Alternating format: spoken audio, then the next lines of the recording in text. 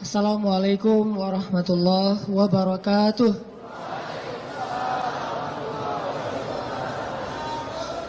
Alhamdulillahirabbil alamin. Alhamdulillahilladzi anzala as-sakinata fi qulubil mu'minin liyazdadu imanan ma'a imanihim. Asyhadu an la ilaha illallah wahdahu la syarikalah wa asyhadu anna Muhammadan abduhu wa rasuluhu la nabiyya ba'dah. Allahumma salli wa sallim wa barik ala sayyidina Muhammad wa ala alihi wa sahbihi wa man tabi'ahu ila yaumil qiyamah.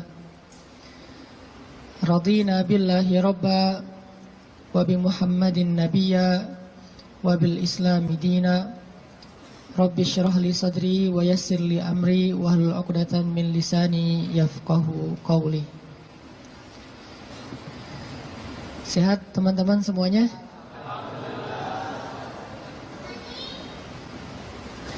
Kapan insyaallah? Akad maksudnya?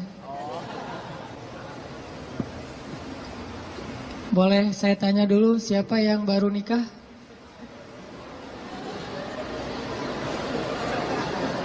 Siapa yang baru mau nikah? Baru mau. Wah, banyak di belakang ternyata. Di depan gak ada yang mau. Siapa yang udah lama pengen nikah?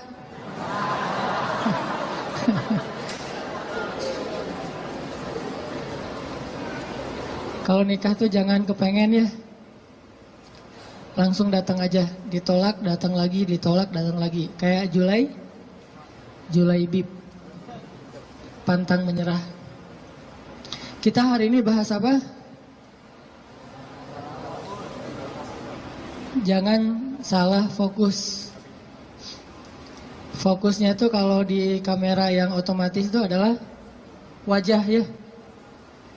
Jadi kan ada tuh kalau kita foto langsung nyari wajah. Kalau orangnya geser, fokusnya geser. Jadi dia nggak pernah gagal. Gak mungkin dia fokus ke wajah, tiba-tiba ngambil sepatu gitu. Sepatunya pink misalnya. Gak mungkin kan? Artinya hari ini kita bahas tentang fokus dalam mencari cinta. Fokus dalam mencari cinta. Salah fokus dalam mencari cinta itu mungkin maksudnya adalah kalau kita mencari cinta itu mungkin buat mencari kesenangan dunia saja. Coba kita belajar mencari cinta itu untuk ngedapatin akhirat. Menurut saya itu lebih true love. Lebih endless love. Kenapa? Karena cinta yang paling endless itu adalah cinta yang dibawa sampai ke akhirat. Jadi cinta di dunia dan di akhirat. Tapi sebelum kita menemukan cinta-cinta apapun dalam hidup kita, coba kita belajar ngedapetin cinta Allah Subhanahu wa ta'ala. Karena Allah lah yang pemilik segala cinta. Kalau Allah udah cinta kepada hambanya, maka Allah Subhanahu wa ta'ala akan menitipkan rasa cinta di dalam hati semua hambanya untuk orang yang dia cintai. Kalau Allah cinta sama kita, Allah akan titipkan rasa cinta kepada semua makhluk agar mencintai kita. Tapi kalau Allah nggak cinta kepada seseorang, Allah cabut rasa cinta dari semua makhluk, sehingga nggak ada yang mencintai kita kecuali karena hawa nafsu. Jadi kalau kita pengen ngedapetin cinta sejati, cintailah dulu dan raih pula cinta pemilik hati, yaitu Allah Subhanahu wa ta'ala. Jadi hari ini kita akan coba bahas tentang jangan salah fokus dalam mencari cinta. Oke, saya akan angkat kisah cinta Nabi Musa alaihissalam. Ada di surat apa teman-teman? Kisah cinta Nabi Musa. Nabi Musa pernah jatuh cinta? Pernah, kepada istrinya. Tahu nggak cerita Nabi Musa ketika pertama ketemu sama pasangannya, sama istrinya? Pernah baca kisah itu? Coba buka surat Al-Qasas, surat 28. Itu kisah cinta Nabi Musa alaihissalam. Surat Al-Qasas, surat Al-Qasas, surat 28 ayat 22. Coba buka aplikasi Al-Qurannya. Surat Al-Qasas, surat 28 ayat 22. Saya akan baca dari ayat 22 sampai ayat 28.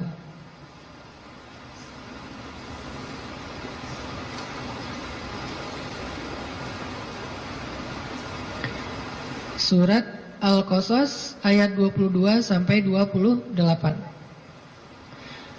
A'udzu billahi minasy syaithanir rajim. Bismillahirrahmanirrahim. Walamma tawajjaha tilqa'a Madyana qala 'asa rabbi an yahdiyani عسى ربي أن يهديني سواء السبيل ولما ورد ماء مدين وجد عليه أمة من الناس يسقون ووجد من دونهم امرأتين تذودان قال ما خطبكما قالتا لا نسقي حتى يصدر الرعاء وأبونا شيخ كبير فسقى لهما ثم تولى إلى الظل فقال رب إني لما أنزلت إلي من خير فقير فجاءته إحداهما تمشي على استحياء قالت إن أبي يدعوك ليجزيك أجر ما سقيت لنا فلما جاءه وقص عليه القصص قال لا تخف نجوت من القوم الظالمين قالت إحداهما يا أبت استأجره إن خير من استأجرت القوي الأمين قال إني أريد أن أنكحك إحدى ابنتي هاتين على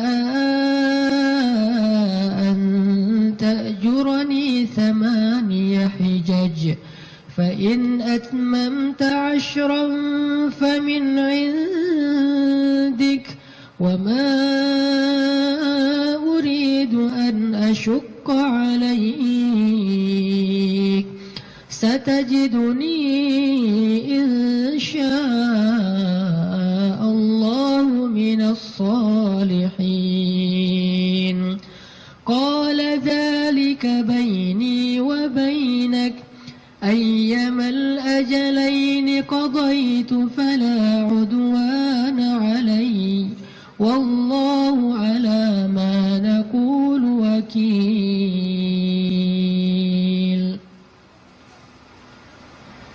Dan ketika Musa menghadap ke arah negeri Madian, ia berdoa, semoga Tuhanku membimbingku ke jalan yang benar. Lalu saat ia sampai di sebuah sumber air di negeri Madian itu, ia menjumpai di sana sekumpulan orang yang sedang memberi minum kepada ternaknya. Dan ia melihat di belakang orang banyak itu dua perempuan yang sedang menambat ternak mereka. Musa bertanya, apa yang kalian butuhkan? Kedua perempuan itu menjawab, kami tidak dapat memberi minuman ternak kami sebelum penggembala-penggembala itu memulangkan ternak mereka, sedangkan ayah kami adalah orang tua yang sudah lanjut usianya. Lalu Musa menolong mereka dengan memberi minuman ternak itu.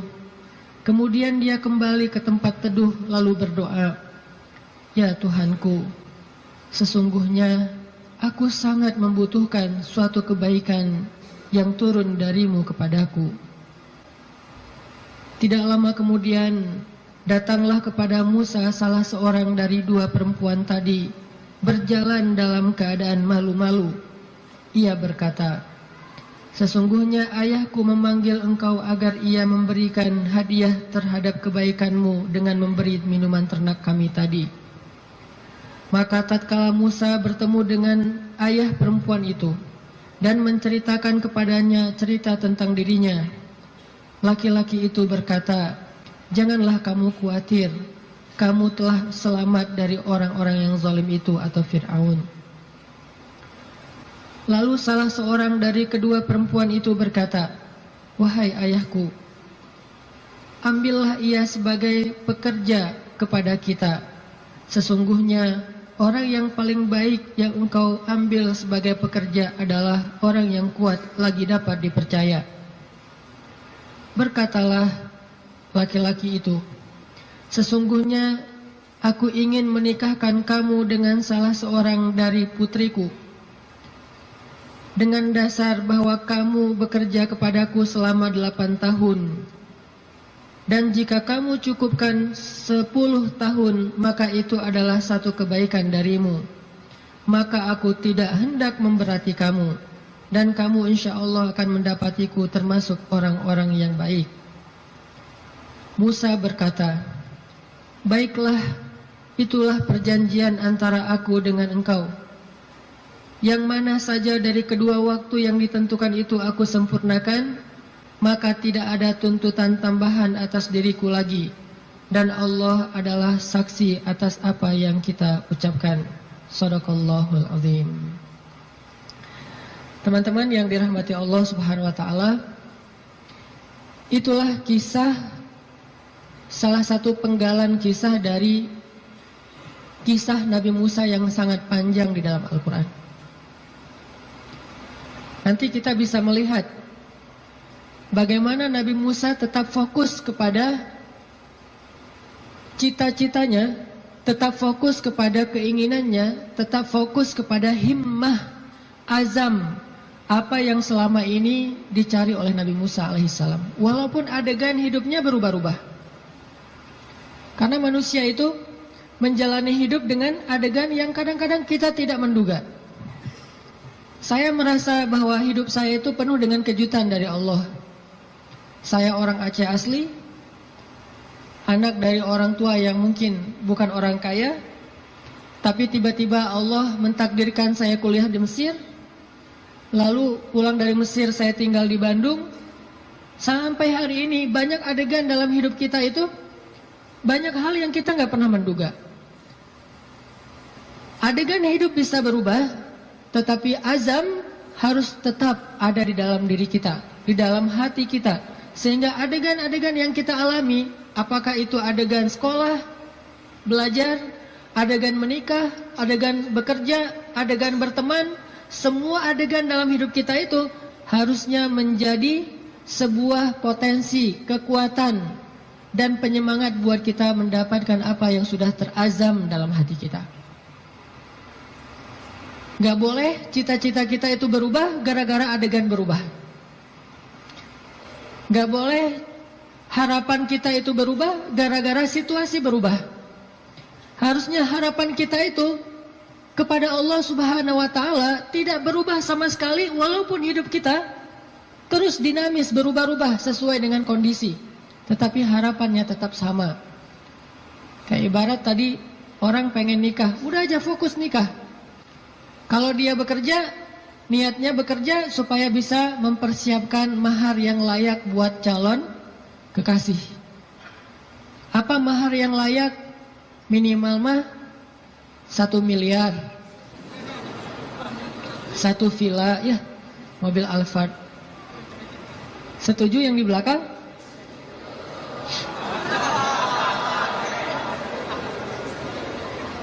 Kalau nggak sampai segitu pun minimal 1 motor, rumah kontrakan, sama pendapatan yang cukup untuk kita berdua. Yang saya sebut dengan cukup, kadang-kadang cukup itu lebih baik daripada lebih loh. Benar nggak? Cukup lebih baik daripada lebih. Kalau kita lebih, kita akan beli piring 2, gelas 2, tempat tidur 2. Nggak seru kan? Justru karena cukup, kita beli piring 1, makan sepiring berdua. Gelas 1, minum segelas berdua. Jadi nggak ada cerita gelas papa, gelas mama. Yang ada adalah gelas kita. Kan suka ada tuh di rumah-rumah gelas papa, gelas mama kan ya. Beli di supermarket ditulis jelas itu. Ini punya siapa, ini punya siapa, udah di tag masing-masing. Kalau mama salah ngambil gelas, gelas papa dipakai sama mama, nanti diminta tukar. Mah, itu gelasnya papa. Oh ya, maaf pak, salah, balik. Akhirnya mamanya minum kopi, papanya minum teh misalnya. Kebalik kan? Harusnya gelas itu 1 berdua. Tolong yang mau nikah ya, di rumah siapkan hanya 1 gelas. Sisanya dikotakin aja, kalau ada tamu baru dikeluarin. Yang kita pakai sehari-hari hanya 1 gelas. Itu cinta yang nyunnah. Karena Nabi minum hanya dari gelas yang bekas diminum oleh Aisyah. Kecuali kalau aku agak-agak susah ya. Kalau misalnya gelas, Nabi itu Aisyah minum, setelah selesai Aisyah minum, Nabi akan lihat mana bekas bibirnya Aisyah. Maka Nabi persis akan minum dari bekas bibirnya Aisyah. Masih mikir mau nikah? Kerja untuk mempersiapkan mahar yang layak, nafkah yang cukup.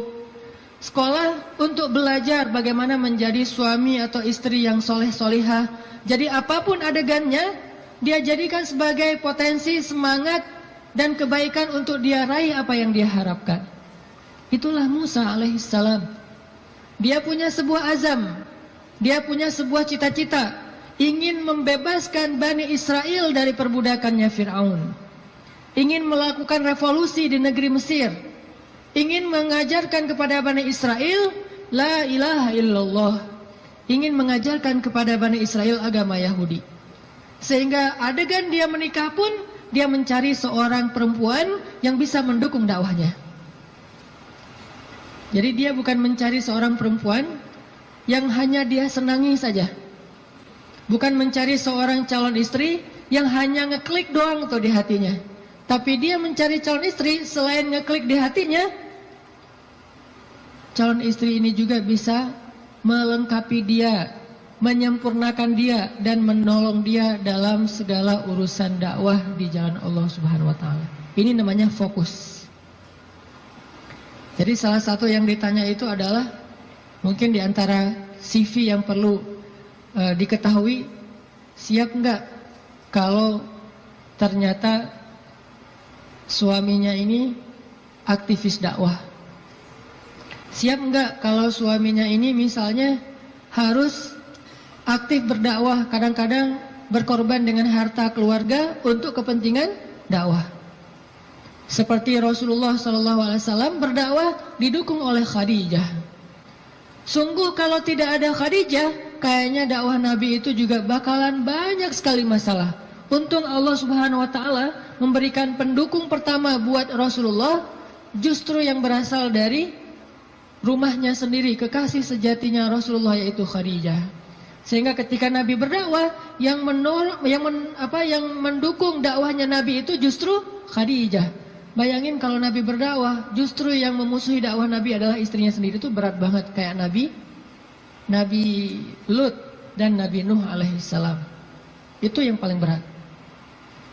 Makanya kalau kita tadi baca di dalam surat Al-Qasas, kisah dakwah, kisah cintanya Nabi Musa alaihissalam dimulai dari kalimat yang ada di ayat 22, Asa Rabbi ayyahdiyani sawa as-sabil. Semoga Tuhanku akan membimbingku ke jalan yang lurus. Artinya Nabi Musa itu berserah diri kepada Allah. Ya Allah, kalau engkau pertemukan saya kepada seorang calon istri saya, pertemukanlah dengan seorang perempuan yang membuat saya tetap di jalanmu. Kalau engkau memberi saya pekerjaan dan rezeki, berilah saya pekerjaan yang membuat saya tetap di jalanmu.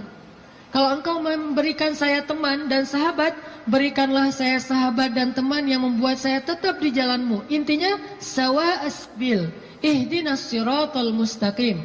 Itu fokusnya Nabi Musa. Gak pengen gara-gara cinta akhirnya keluar dari sawa as-sabil. Gara-gara perasaan akhirnya keluar dari siratal mustaqim. Ini fokusnya Nabi Musa. Cinta anugerah dari Allah, tapi jangan sampai anugerah itu menjauhkan kita justru dari pemberinya. Ini fokus Nabi Musa. Asa Rabbi ayyahdiyani sawa as-sabil. Jadi kalau saya nanti ketemu keluarga baru, mudah-mudahan keluarga itu keluarga yang bisa membantu saya untuk terus berada di sawa as-sabil. Kalau saya ketemu calon suami, mudah-mudahan suami itu yang membimbing saya, waj'alna lil muttaqina imama, membimbing saya tetap di sawa as-sabil, di jalan yang Allah ridhoi. Ini fokus. Dan kalau kita fokus di sawa as-sabil, gak usah khawatir, Allah punya banyak rencana baik untuk kita. Wa yamkurun wa yamkurullah, wallahu khairul makirin. Siapapun boleh punya rencana untuk menghalangi kita, tapi Allah adalah sebaik-baik pembuat rencana. Udah ikutin aja sawa as-sabil. Fokus di jalan yang lurus. Sawa itu bahasa lainnya istiwa. Atau dalam bahasa Arab kadang-kadang orang Arab suka nyebut dengan istilah khatul istiwa. Terus jadi bahasa Indonesia katulistiwa. Itu bahasa Arab. Katulistiwa itu dari kalimat khatul istiwa. Khat artinya garis, istiwa artinya lurus, garis lurus. Katulis, karena kita nggak bisa bilang kha jadinya ka. Khadijah jadinya Khadijah. Sama kayak misalnya orang Sunda gak bisa bilang ain jadinya e. Ketika Nabi SAW manggil Aisyah, panggilan Aisyah siapa? Aish. Sampai di Sunda jadinya Eis. Itu bahasa Arab. Aish jadinya Eis. Jadi Eis itu aslinya Eisah. Aisyah. Tetaplah di sawa as-sabil, tetaplah di jalan Allah yang lurus. Nggak usah berbelok, nggak usah keluar dari garis itu. Kalau udah terlanjur keluar, buru-buru balik.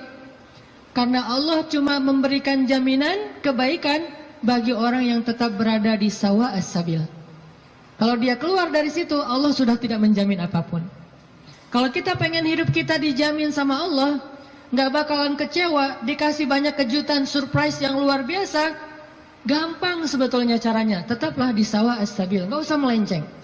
Kalau kita udah tetap di sawa as-sabil, tunggu aja, terus berjalan di setiap beberapa titik, nanti kita akan temukan Allah menyediakan surprise buat kita, sebagaimana Allah sediakan untuk Musa alaihissalam.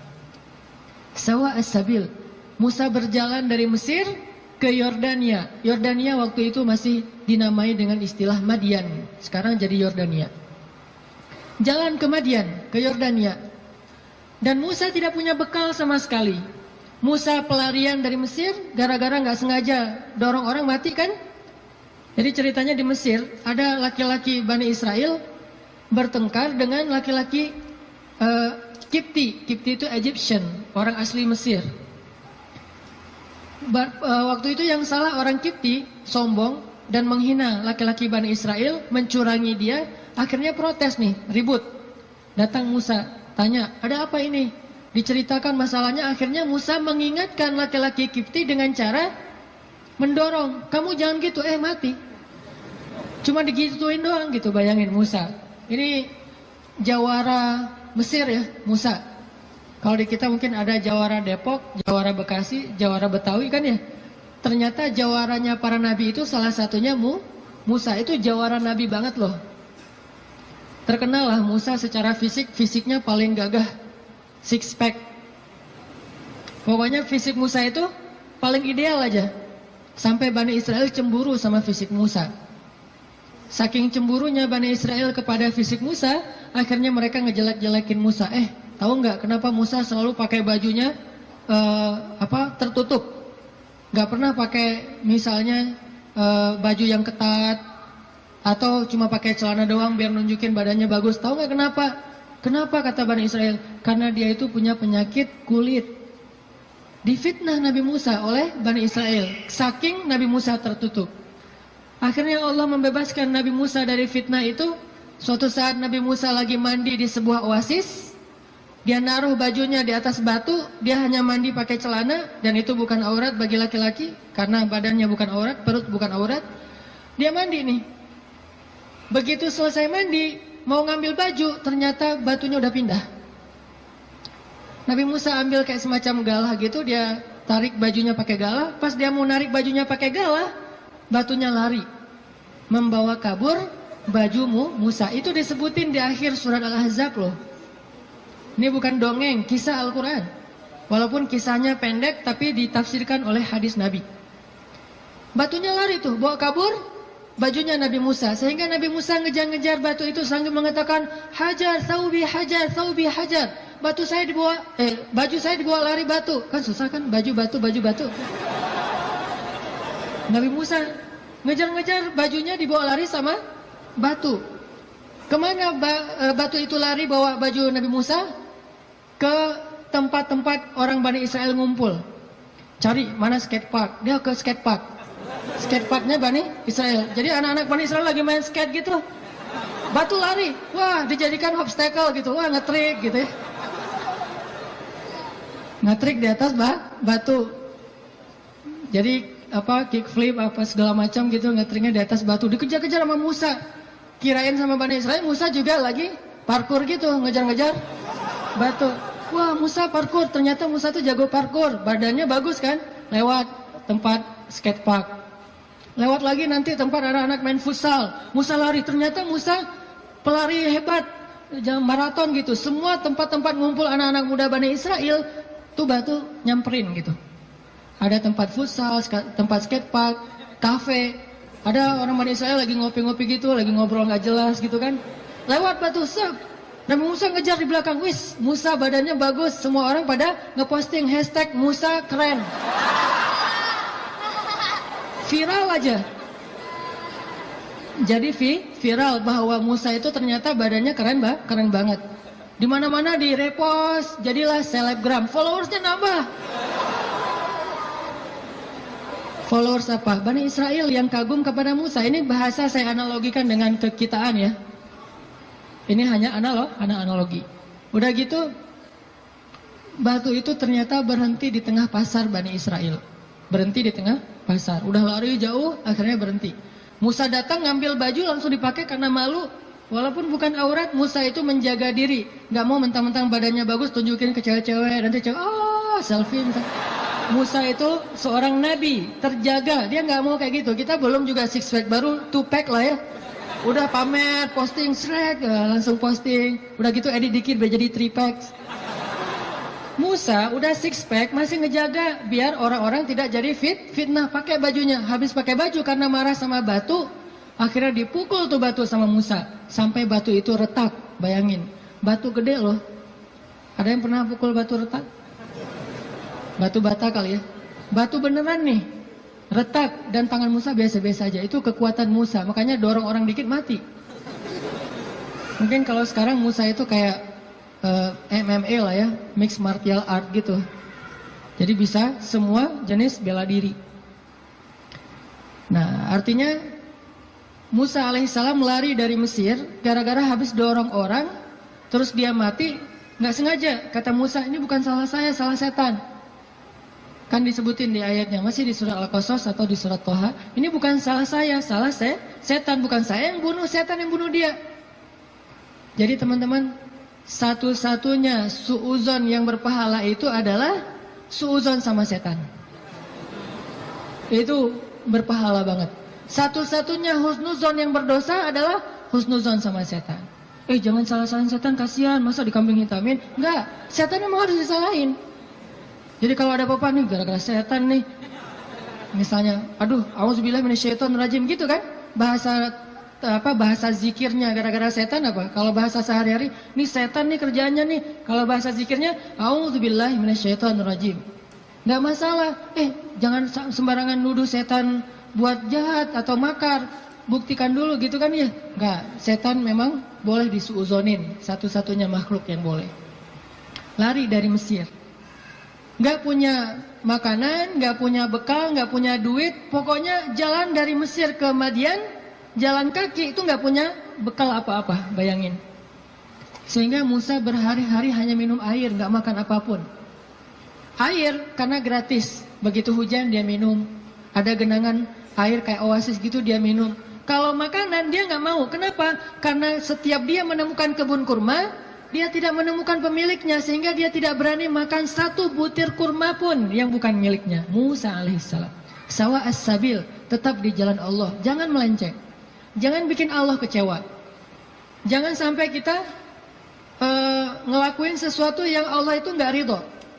Makan, minum, ikhtiar, ta'aruf dan segala macam. Pokoknya sawa as-sabil. Kalau kita sawa as-sabil, nggak usah khawatir.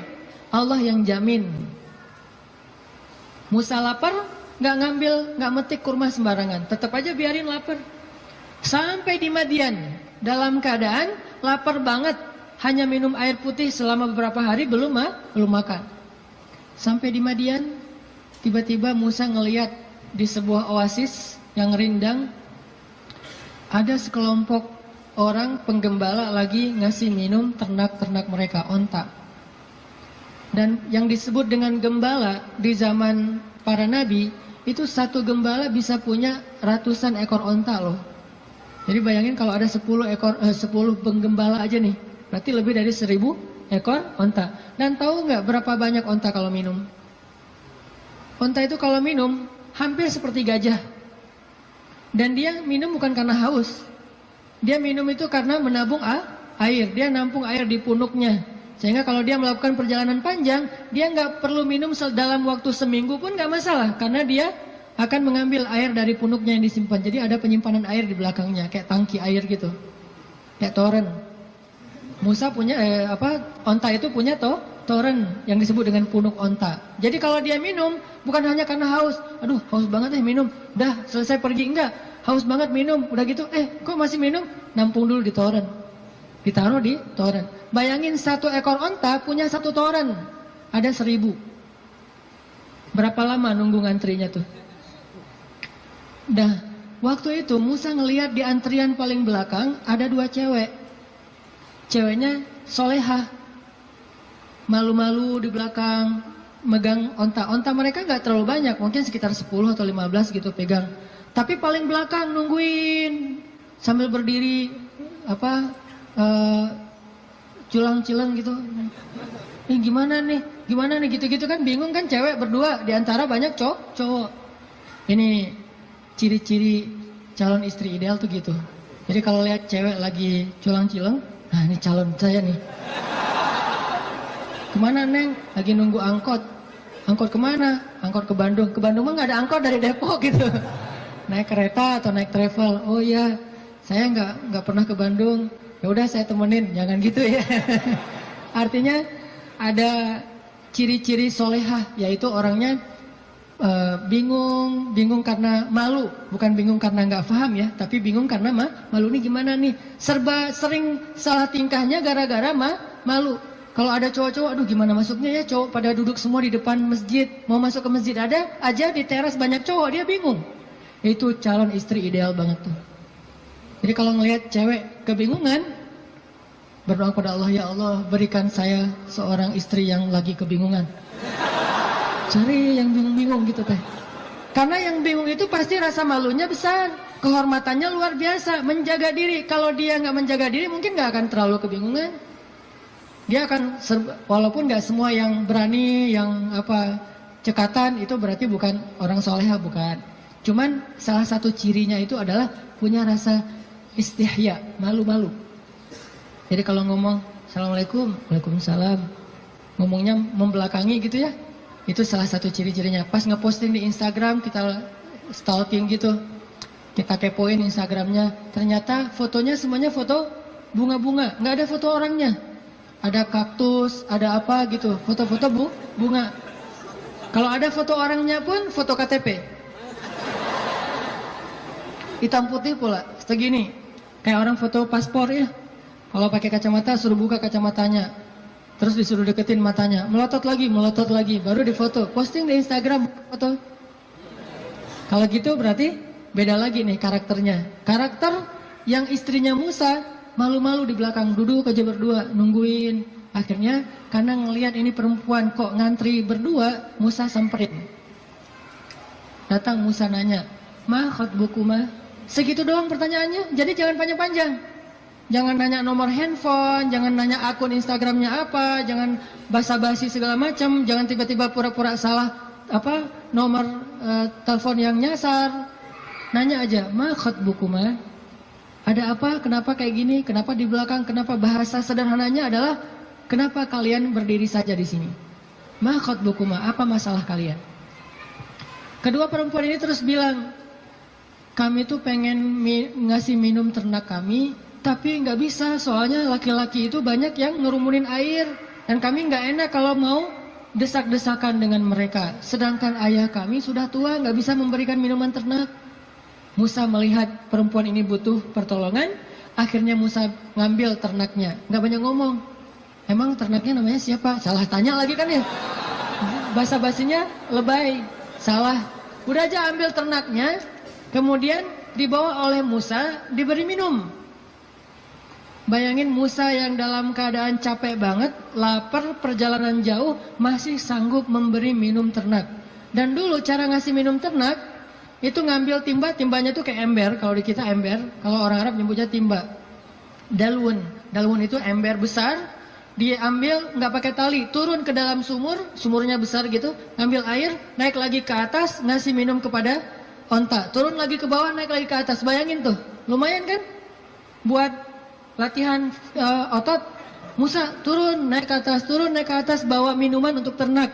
Ada 10 onta, bayangin, minimal 10 ember.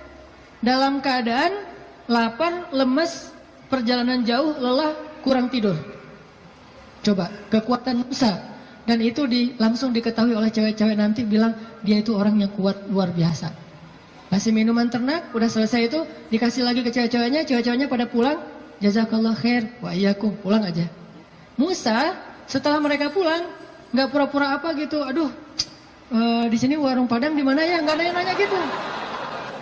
Nggak minta kepada perempuan itu balasan apapun. Di sini warung Padang di mana, di sini KFC di mana atau apa gitu. Dia cuma menyerahkan onta perempuan itu, kemudian dia kembali ke tempat yang teduh. Sampai di tempat yang teduh, dia berdoa lagi kepada Allah. Apa kata Musa? Kata Musa, Rabbi inni lima anzalta ilayya min khairin fakir. Ya Allah, saya fakir. Fakir itu butuh banget. Ya Allah, saya butuh banget rezeki darimu. Saya lapar. Ngomong ke Allah Subhanahu wa ta'ala. Saya lapar ya Allah, saya butuh kebaikan darimu. Karena saya sangat kekurangan sekarang. Fakir sekali.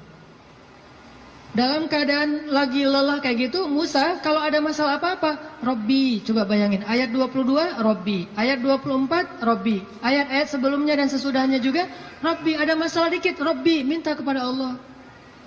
Ketemu seseorang yang mungkin kayaknya ngeklik banget dan soleha nih, atau soleh, jangan ngomong ke dia dulu, ngomong ke pemilik hatinya dulu, Robbi, yang itu tuh.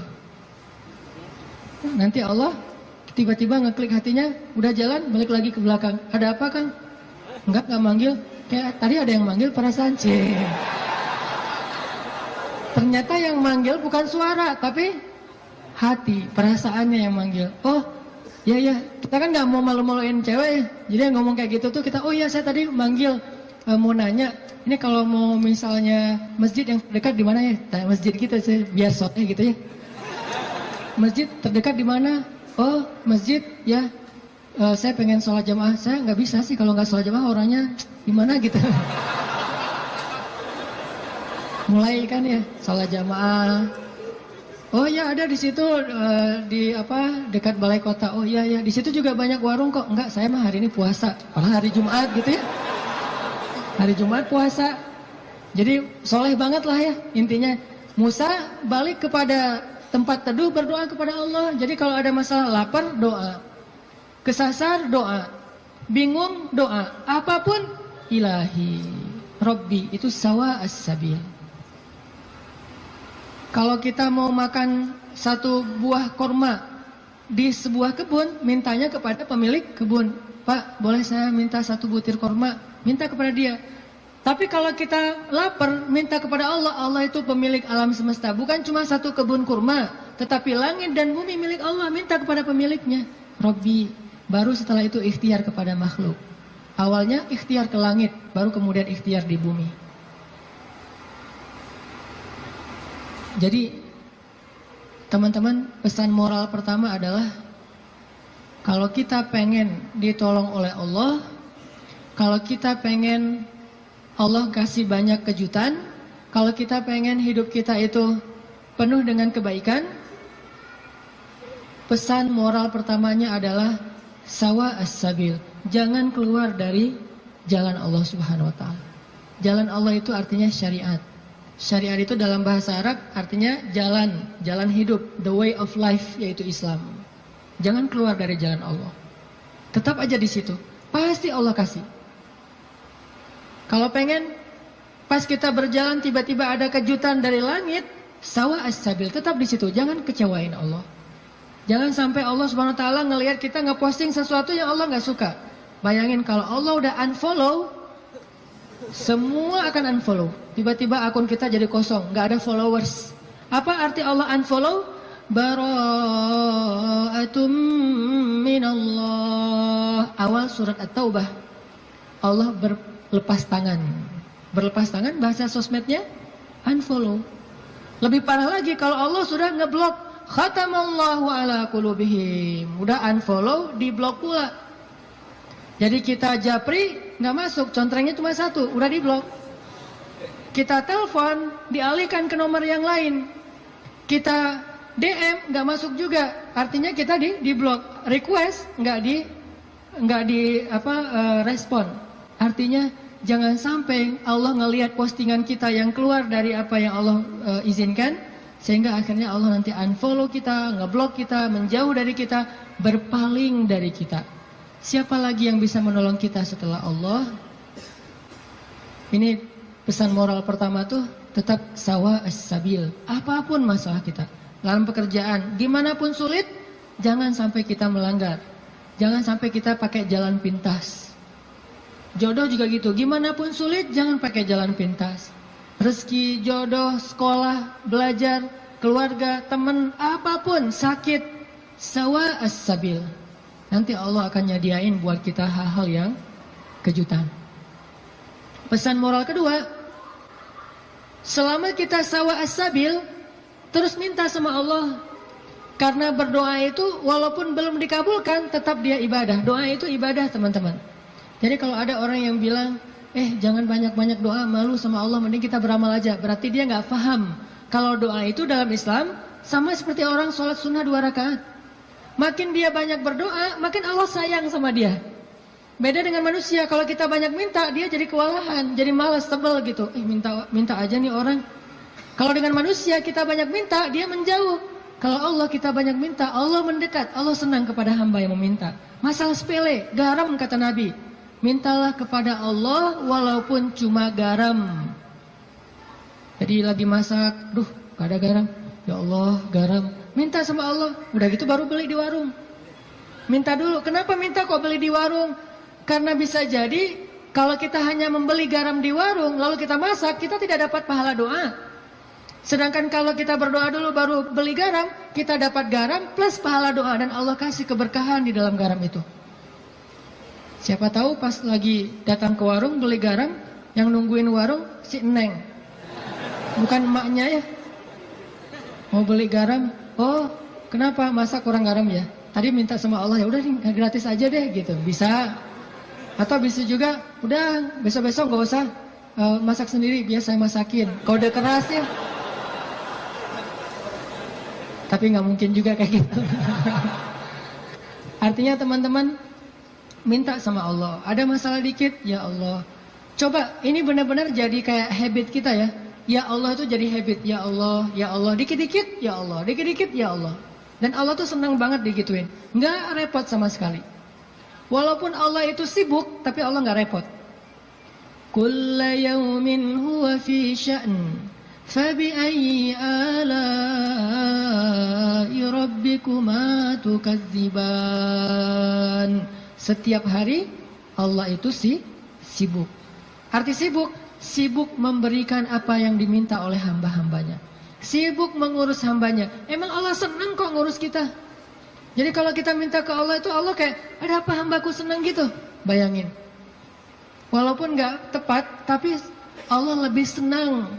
Walaupun analogi ini nggak tepat, tapi kurang lebih bisa kita bayangin, Allah itu lebih senang kepada hambanya yang meminta kepadanya daripada seorang pelayan di sebuah restoran, di sebuah kafe, yang ketika kita minta sesuatu dia tersenyum, dia ada apa Pak, langsung nyatet, langsung dikirim ordernya. Allah lebih senang dari itu.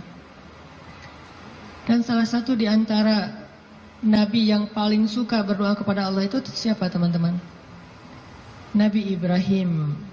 Allah menyebutkan Ibrahim itu inna Ibrahim la'awwahun halim. Awwahun. Awwah itu bukan awah ya. Awah itu beda ya. Kalau awah justru enggak. Kalau awah mau.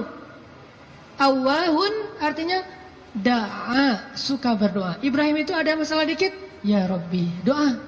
Makanya Allah banyak ngasih kejutan buat Ibrahim dengan istri pertamanya Sarah, dengan istri keduanya Hajar, dengan anak pertamanya Ismail, dengan anak keduanya Ishak, dengan cucunya Yakub, dengan cicitnya Yusuf. Banyak Allah kasih kejutan buat Ibrahim. Kenapa? Karena Ibrahim sawa as-sabil dan da'a, selalu berada di jalan Allah dan selalu minta sama Allah. Allah itu cemburu kalau kita minta kepada makhluk duluan sebelum Allah. Cemburu kalau kita nyebut nama makhluk duluan sebelum Allah. Cemburu kalau kita berterima kasih kepada makhluk duluan sebelum bersyukur kepada Allah. Allah itu cemburu. Dan Allah layak untuk cemburu. Sehingga kalau kita minta ke Allah duluan, Allah senang banget. Ya Allah, saya lagi kayak gini, sebutin. Baru ikhtiar. Jadi sehari-hari itu jadikan habit kita itu da'a. Dikit-dikit, Rabbi, Ilahi, ya Allah, ya Tuhanku, gitu. Sehingga Musa pas lagi perjalanan dari Mesir ke Madian, Rabbi, asa ayyahdiyani sawa as-sabil. Beri saya jalan yang lurus. Pas sampai di Madian, Rabbi, ini bima anzaltani min khairin faqir. Ya Allah, saya butuh sekali rezeki. Saya udah lapar, udah berhari-hari nggak makan. Tiba-tiba datanglah kejutan yang ditunggu-tunggu Musa. Salah satu dari dua cewek tadi yang ngasih minuman ternak, datang lagi nih. Datangnya gimana? Disebut di ayat 25. Faja'athu ihdahuma tamshi 'ala istihya. Datanglah salah satu dari dua perempuan itu berjalan dalam keadaan malu-malu. Tadi itu.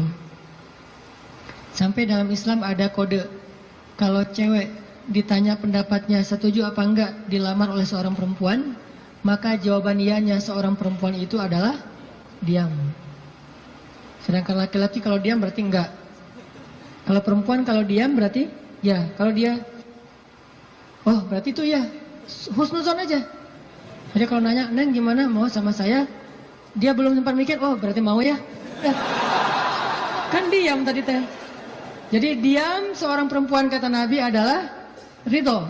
Diamnya adalah ridho. Karena kalau dia tidak ridho, dia mungkin akan merespon dengan bahasa-bahasa yang baik. Atau bahasanya bukan diam, pasrah. Saya ikut aja gimana emak sama abah gitu. Ini berarti ridho. Bukan berarti dia, kamu kok gitu sih sama aku, kamu nggak sayang, nggak cinta dan segala macam gitu. Dia mah nggak akan ngomong kayak gitu. Dia diam atau dia bilang ya udah ikut aja, berarti dia ridho. Itu sifat perempuan yang sebenarnya. Pada dirinya itu ada malu. Dan malu, by the way teman-teman, pada diri perempuan adalah mahkota. Makin besar rasa malunya, makin tinggi nilainya. Makin besar rasa malunya, makin besar mahkota yang dia pakai. Jadilah dia seorang putri. Makin besar, jadilah dia seorang ratu. Mahkotanya perempuan yang solihah adalah istihya, punya sifat malu-malu, nggak pakai in. Malu-malu aja, malu-malu, kemana-mana malu, malu-malu. Itu mahkotanya perempuan. Walaupun bukan berarti ketika yang ada perempuan nggak malu dia berani gitu, nggak punya mahkota, bukan. Ini hanya salah satunya. Dan tetap itu kebaikan. Kalau dia nggak terlalu besar dominan dengan sifat malu, mungkin dia dominan dengan sifat yang lain. Tapi yang jelas sifat malu ini kebaikan. Kata Nabi, kalau tidak punya malu, maka seseorang akan lakukan apa yang dia suka. Berarti malu itu sebagian dari kehormatan. Malu itu sebagian dari harga diri. Sehingga kalau orang udah nggak punya sifat malu, maka dia kehilangan harga diri dan kehormatan, dia akan lakukan apapun yang dia suka. Jadi malu anugerah dari Allah untuk perempuan. Aisyah pemalu. Saking pemalunya Aisyah, kalau lagi malu wajahnya kemerah-merahan, pink. Pink dalam bahasa Arab humairo. Pink itu humairo. Aisyah itu kalau lagi malu pink wajahnya.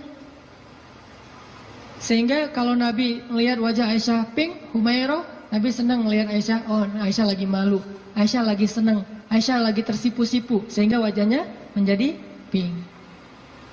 Aisyah itu seorang perempuan yang sangat pemalu, sama dengan Maryam, sama dengan Khadijah, sama dengan Fatimah, perempuan yang sangat pemalu. Coba teman-teman renungkan kisah gimana pemalunya Aisyah. Pernah ketika Rasulullah SAW sudah wafat, kan Rasulullah itu dimakamkan di dalam rumah Aisyah. Soalnya SOP para nabi, mereka dimakamkan di tempat mereka wafat, nggak boleh dipindahkan. Itu udah jadi SOP-nya para nabi itu. Jadi kalau meninggalnya di sini, ya udah di sini dimakamin, nggak boleh ke pemakaman khusus tempat lain atau pemakaman umum, nggak boleh. Jadi karena Rasulullah wafatnya di atas pangkuan Aisyah di kamarnya, maka kamar itu jadi tempat Rasulullah dimakamkan, makam di situ, dibuat kayak ruangan.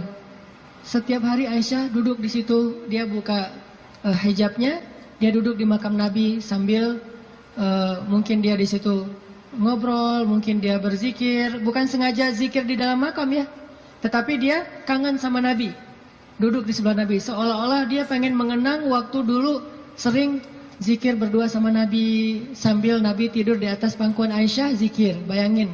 Kalau kita zikir jomblo itu duduk, beda ya zikir jomblo sama zikir orang udah nikah. Kalau jomblo zikirnya duduk, tiba-tiba ngeblak ke belakang gitu ya. Kalau udah nikah, zikirnya nggak perlu ngeblak ke belakang, zikirnya sambil berbaring di atas pangkuan kekasihnya.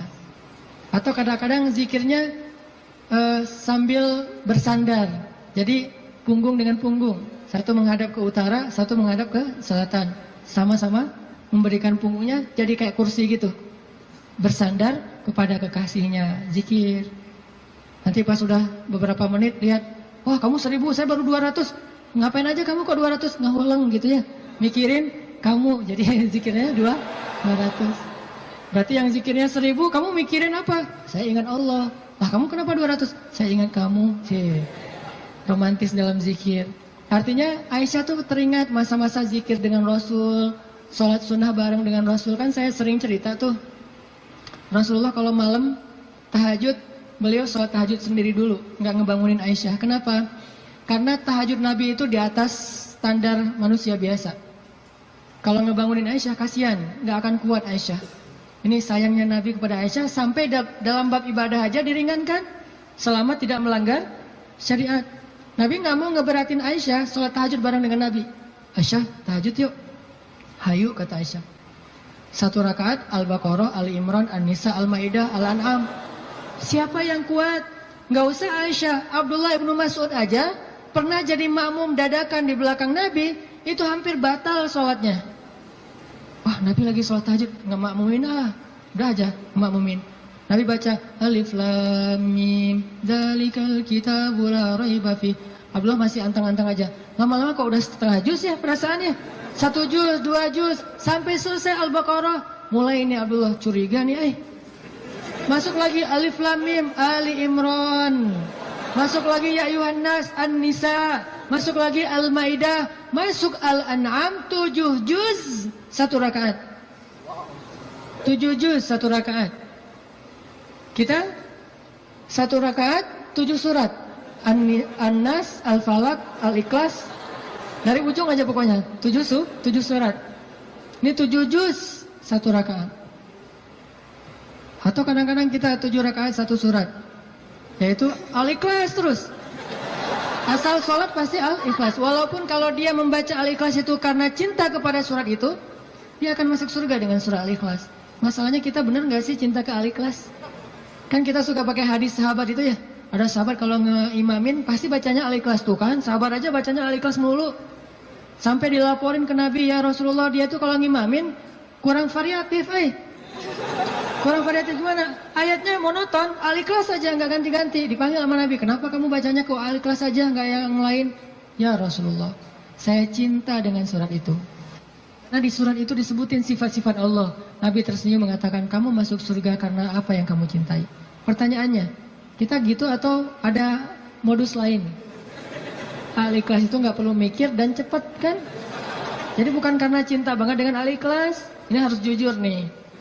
Nabi sholat tahajud. Udah selesai tahajud, baru ngebangunin Aisyah pas witir. Jadi Aisyah itu diajak sholatnya pas witir. Aisyah, witir yuk. Kan Aisyah manja-manja gitu kan ya. Susah bangunnya, akhirnya dipercikin air di wajahnya sama Nabi. Kan saya sering bilang, percikan air ke wajah calon kita. Kalau belum ada, latihan pakai guling dulu. Guling di latihan. Biar pas mercikinnya itu enak gitu. Kalau ini ada lebih rezeki sedikit, beli nano spray. Kan enak tuh, malam-malam nano sprayan. Jadi masuk ke pori-pori langsung segar gitu. Nah, artinya Rasulullah memercikan air ke wajah Aisyah. Ayo Aisyah tahajud. Akhirnya witir bareng. Setelah selesai witir, kan Nabi itu kalau sholat tahajud itu, ini ada tutorial tahajud ala Rasulullah ya. Kan tahajud bebas sebetulnya, tapi Rasulullah juga punya style sendiri tahajudnya. Sahabat-sahabat masing-masing punya style. Ada tahajud di atas atap. Siapa itu? Bilal. Bilal kalau tahajud pasti di atas atap rumah. Umar kalau tahajud pasti depan rumah. Bukan di dalam rumah, di depan. Dia keluar dari rumahnya, tahajud di depan rumah. Bacanya kenceng-kenceng. Bismillahirrahmanirrahim. Satu Madinah bangun gara-gara suara Umar. Kalau Abu Bakar tahajudnya di musolanya sendiri, khusyuk sendiri, nggak mau ketahuan orang. Ini gayanya beda-beda. Gue dengan gaya gue gitu ya. Umar di depan rumah, Bilal di atas atap, Abu Bakar sendiri di dalam mihrab. Rasulullah juga punya style. Style tahajud Nabi gimana? Beliau tidur, tahajud, witir, tidur, subuh. Jadi sebelum subuh beliau tidur dulu. Cuman tidur yang keduanya Nabi bersandar biasanya. Kalau nggak bersandar di tiang, di dinding, bersandar kepada Aisyah. Itu tahajud ala Rasulullah. Nggak mungkin kita ngikutin sunnah ini kalau belum banyak sunnah yang kita nggak bisa ngikutin kalau belum nikah, teman-teman.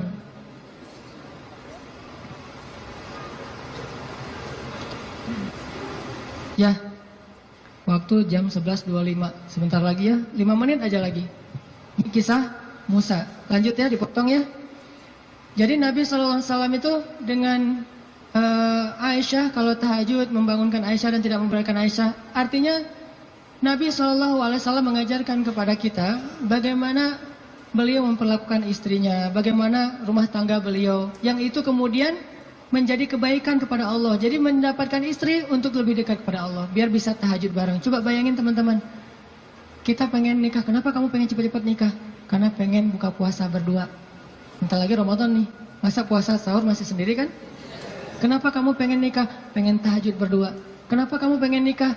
Pengen ngaji berdua, store hafalan. Suaminya hafal surat Al-Ikhlas, store gitu ke istrinya. Kan baru hijrah, Al-Ikhlas dulu kan?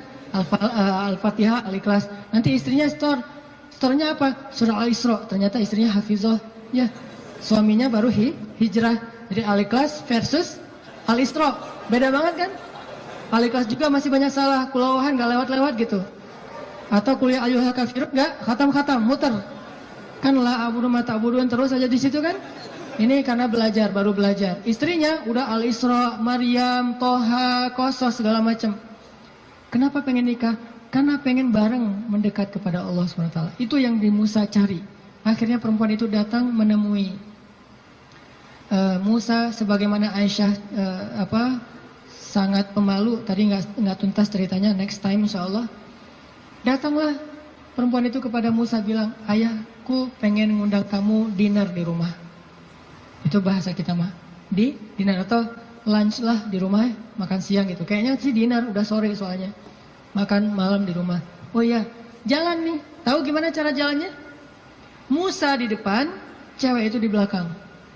Nggak dibalik, cewek di depan, Musa di belakang. Nggak. Etika jalan laki-laki perempuan yang belum muhrim, perempuan di belakang, laki-laki di depan. Supaya apa? Supaya tidak melihat bagaimana cara jalannya. Terus kan Musa nggak tahu rumahnya kemana, gampang, tinggal di Sherlock aja. Kalau nggak Sherlock, kitanya yang jadi Google Map gitu, jadi kayak Waze gitu. Belok kanan, turn right, turn left, after one gitu. Tinggal Musa belok kanan, belok kiri. Yang penting Musanya di depan, perempuan itu di belakang. Dan itu etika yang luar biasa. Sehingga perempuan ini menyimpulkan, laki-laki ini selain kuat, ternyata amanah, nggak caper, nggak sok-sok dekat gitu. Kan kita lagi di perjalanan, daripada kamu diganggu orang biar aku jagain. Nggak. Musa itu orang yang sangat amanah. Jadi kalau belum nikah aja dia sangat jaga, jangan sampai membuat perempuan ini tercela, apalagi setelah menikah. Sampai di rumah, cewek ini ngomong ke ayahnya, ya abah, bapak gitu ya, ya abati. Itu laki-laki itu kuat dan amanah loh. Kalau ayah butuh pekerja, kayaknya dia yang paling tepat jadi pekerja di rumah kita. Ini sebetulnya kode. Perempuan kalau ngomong dengan bahasa kayak gini, berarti dia perhatian. Kalau dia udah bisa menyimpulkan dia kuat, dia amanah, dia tepat sebagai pekerja, berarti dia perhatian. Kalau enggak, dia nggak akan ngasih komentar. Ayahnya paham, ini bahasa elegan orang zaman dulu. Kalau sekarang kan, ya pengen nikah gitu kan, vulgar kan ya. Kalau dulu kode tuh, ya itu kayaknya cocok bekerja ke kita. Kata ayahnya, oh ya nanti ayah bicara sama dia. Ayahnya bukan menawarkan Musa bekerja, tapi menawarkan Musa nih nikah. Saya akan nikahkan kamu dengan salah satu dari putri saya. Terserah kamu yang mana yang kamu sukai. Maharnya bekerja kepada saya selama 8 tahun. Akhirnya Musa pun menikah dengan salah satu dari 2 perempuan itu. Dan perempuan inilah yang mendampingi Musa untuk berdakwah di Mesir melawan Fir'aun. Dan inilah kisah yang luar biasa. Nabi Musa mencari cinta itu untuk lebih dekat kepada pemilik cinta. Nabi Musa mencari cinta makhluk agar bisa mendapatkan cinta Allah Subhanahu wa taala. Bukan justru ketika ngedapetin cinta makhluk kehilangan cinta Allah. Ini namanya fokus. Teman-teman, pesan moral ketiga berarti adalah apa? Setelah sawa as-sabil, banyak berdoa. Yang ketiga adalah jadilah seseorang yang menyempurnakan hubungan kita dengan Allah dengan cara menikah. Itu maksud Nabi. Setengah dari agama itu adalah setelah kita menikah, kita sempurnakan. Gimana sempurna? Tadi tuh, tilawah sendiri jadi tilawah berdua. Buka puasa sendiri jadi buka puasa berdua.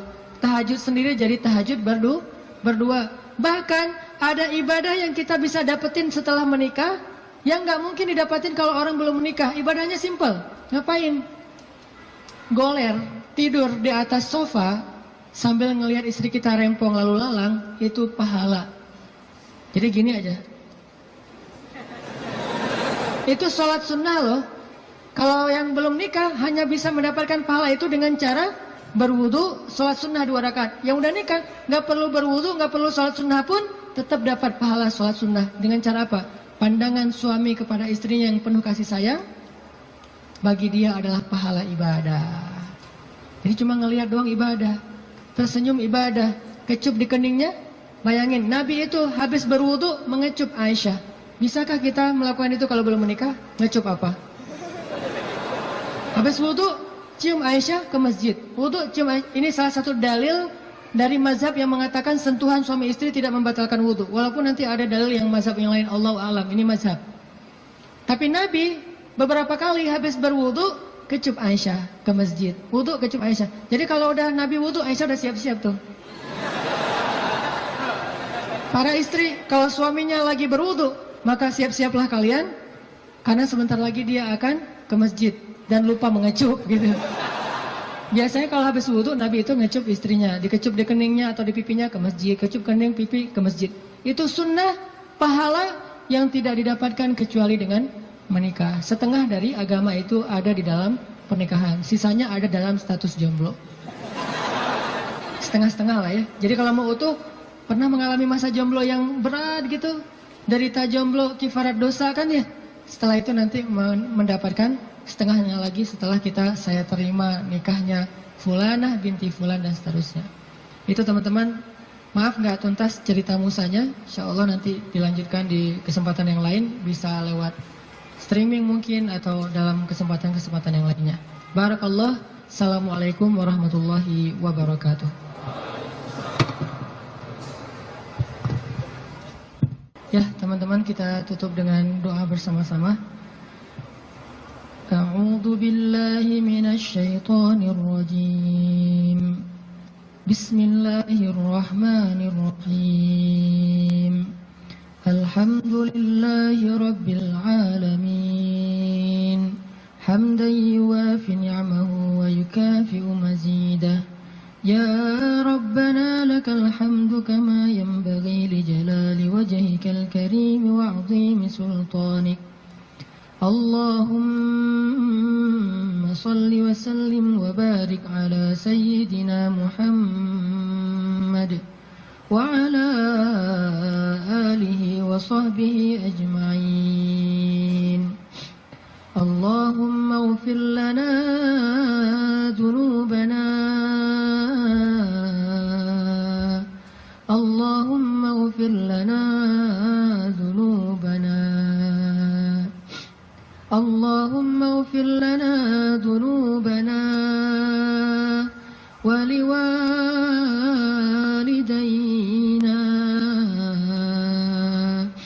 wa liwalidayna wa liwalidayna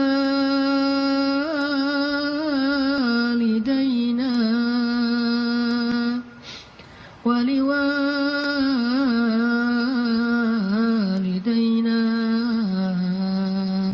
warhamhuma kama rabbayani saghira. Rabbana zalamna anfusana. Rabbana zalamna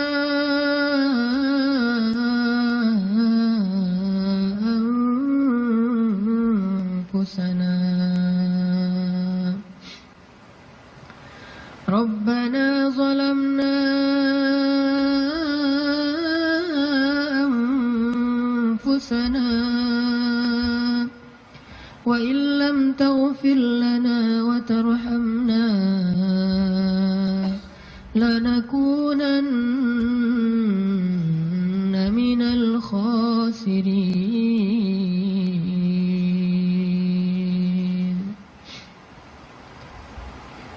Duhai Allah, Tuhan kami, Engkaulah yang Maha Pencipta, Engkaulah yang Maha Kuasa, Engkaulah yang Maha Memelihara,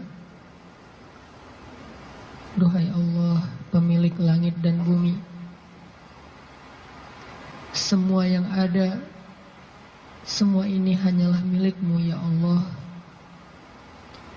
Engkau yang maha kaya, sedangkan kami fakir di hadapan-Mu ya Allah. Engkaulah yang maha kuasa, sedangkan kami tidak berdaya di hadapan-Mu ya Allah. Engkau yang maha tinggi, Engkau yang maha mulia, sedangkan kami rendah dan hina di hadapan-Mu ya Allah. Engkau maha baik, sedang kami banyak dosa ya Allah. Engkau yang maha mencukupkan segala kebutuhan, sedangkan kami kurang tanpa-Mu dan butuh Engkau ya Allah. Engkau yang maha indah, Engkau yang maha terpuji, Engkau yang maha bijaksana, Engkau yang maha tahu, sedangkan kami bodoh, tidak tahu apapun ya Allah. Ilahana, ajarkan kami iman, beri kami hidayah ya Allah. Jika Engkau memberikan kepada kami dunia dan seisinya, tetapi Engkau tidak memberikan iman, sungguh kami menjadi orang yang rugi. Tetapi jika Engkau beri kami iman, walaupun tidak Engkau berikan dunia dan apapun juga selainnya, pasti kami menjadi orang yang bahagia. Beri kami iman sebelum dunia ya Allah. Beri kami iman sebelum harta ya Allah. Beri kami iman sebelum cinta makhluk ya Allah. Beri kami iman sebelum keluarga ya Allah. Beri kami iman sebelum ilmu ya Allah. Beri kami iman sebelum segala sesuatu dalam urusan dunia ya Allah. Karena tanpa iman, dunia hanyalah menjadi jalan kehancuran bagi kami. Tapi dengan iman, dunia menjadi anugerah dan kebaikan untuk kami. Ilahana, beri kami iman, beri kami hidayah. Tetapkanlah iman di dalam hati kami sampai akhir hayat kami ya Allah. Ajarkan kami iman di dalam setiap majelis-majelis ilmu ya Allah. Ajarkan kami iman dalam setiap ruku dan sujud ibadah kami. Ajarkan kami iman dalam setiap ketentuan takdir-Mu ya Allah. Engkaulah yang maha bijaksana. Ilmu-Mu meliputi yang gaib dan yang syahadah. Engkau yang sebaik-baik mengajarkan sesuatu kepada hamba-Mu. Ajarkan kami iman ya Allah, yang tidak bisa diajarkan oleh siapapun setelah Engkau ya Allah. Ilahana, jadikanlah majelis kami ini majelis yang menambah iman di dalam hati kami, bukan hanya menambah wawasan di dalam pikiran kami. Yang setelah kami bubar dari majelis ini, kami kembali kepada tempat kami masing-masing. Kami membawa pulang hadiah iman. Iman bertambah setiap hari ya Allah. Ilahana, ampuni dosa kami ya Allah. Dosa-dosa di masa lalu kami ya Allah. Ampuni dosa kedua orang tua kami ya Allah. Ampuni dosa kami ya Allah. Kalau dulu kami sering meninggalkan sholat kepada-Mu ya Allah. Ampuni dosa kami ya Allah. Kalau dulu kami banyak berbuat maksiat, dosa besar kepada-Mu ya Allah. Ampuni dosa kami ya Allah. Kalau kami dulu durhaka kepada orang tua kami ya Allah. Ampuni dosa kami. Janganlah Engkau biarkan kami kembali kepada-Mu dengan membawa dosa-dosa besar ya Allah.